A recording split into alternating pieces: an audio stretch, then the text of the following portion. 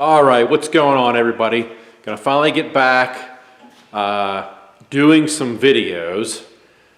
Had kind of a break. Hunting season started, archery, then of course pheasant season came in. I don't do any riding during hunting season because there are certain Sundays people can hunt, and Sundays is usually when I can ride on the Sundays that you can't hunt. So no riding, but I'm finally gonna get back on doing some videos here. This video, over the last couple months, I've had a few guys ask about the little brake snake that you put from your rear brake pedal, like onto your skid plate of your frame, to prevent the pedal from bending or from little sticks or brush getting up between the brake and the case and jamming your brake on. So I'm going to do a little how to do it yourself video. You can just run to Tractor Supply and grab a couple things and go ahead and throw one of these little brake snakes on, as they call it. So we're going to go ahead and do that. I'll show you what I'm using here. Okay, we got the CRF down here.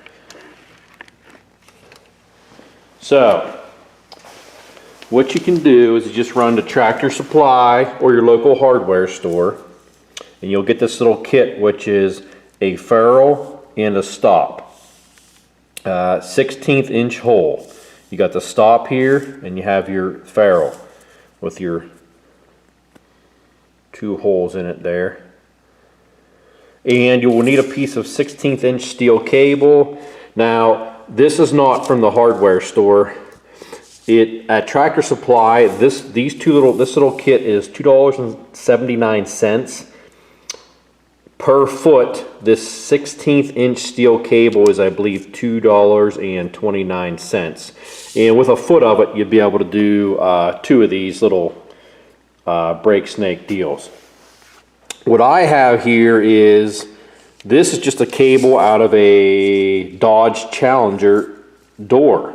And you can get these cables, you can get them on old bikes. If people have old bikes laying around, lawnmowers have these cables on them, tractors, and doors. I mean, car doors. If you have a junk car door, or go to the junkyard, grab a piece of it. It's free.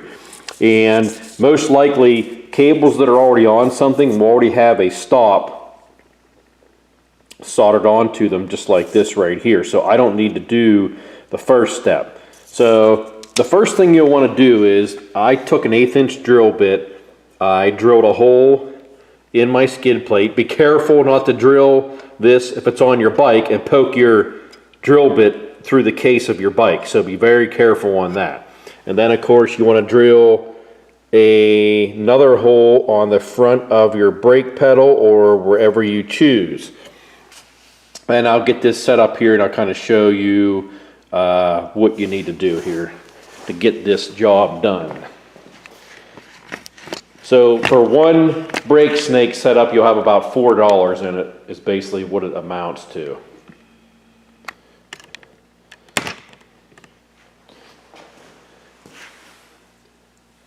The first thing you'll want to do is, if you don't have a recycled cable out of something else or some piece of equipment you got it from, you're going to basically have just a piece of cable from the hardware store, and you're going to take this stop that you have and you want to feed that cable into the stop. Then you just want to put it in a vise or take a pair of pliers such as this, get a hold of that and just squeeze that as hard as you can to get that to bite into the cable. Now with this cable, this is coated. You don't want coated cable. I'm going to use it just because I have it, because the lead will bite into the strands of cable much better than the plastic coating on this cable right here. But I'm just going to go ahead and use this because I have it. So keep that in mind. You're going to be better off using uncoated plain cable. So I'm going to go ahead and feed this in here and show you what I'm doing. Let me get it zoomed down in a little bit here, situated.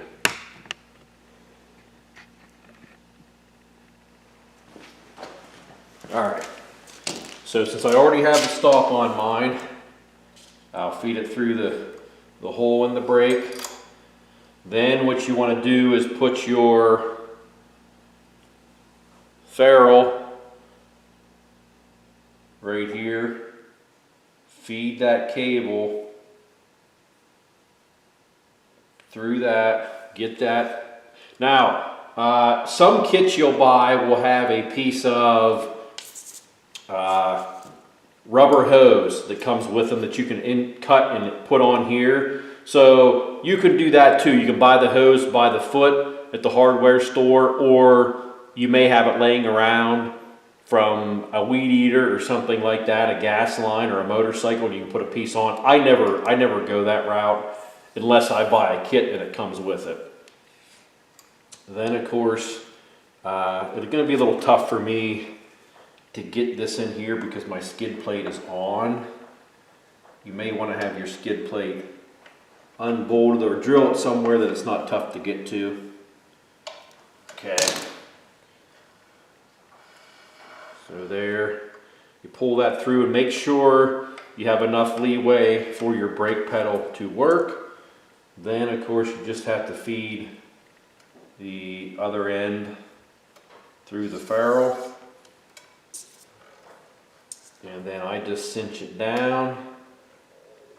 Again, make sure you have enough leeway there. Now, you can use regular pliers on this, smash it good. You can hold an anvil here, hit it with a hammer. I use these end nippers here, and I just put a couple good squeezes on it.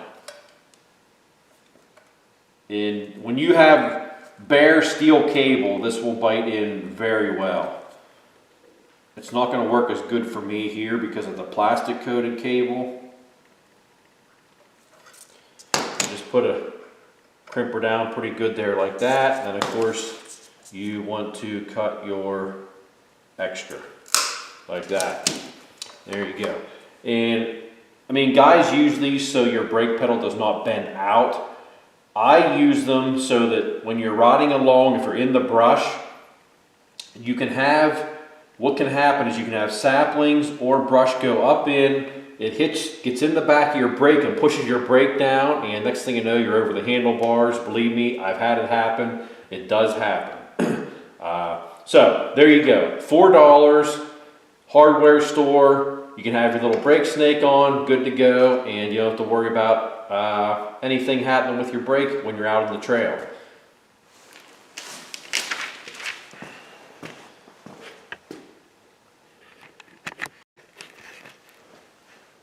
All right, so that was a quick little addition you can do to your bike. That was on the CRF 300. Any of you subscribers and any new people watching, I will be getting back into getting the videos on here. Coming up, I will have a long term on the KLX versus the CRF 300L, kind of do my likes and dislikes of both of them, and probably which one I'm going to stick with. And one of them is probably going to go. I'll have, this summer I used 3 pair of like middleweight adventure boots, which I have done initial reviews on before. I put them through the ringer this summer, so I'm going to have those 3 up and kind of talk about those.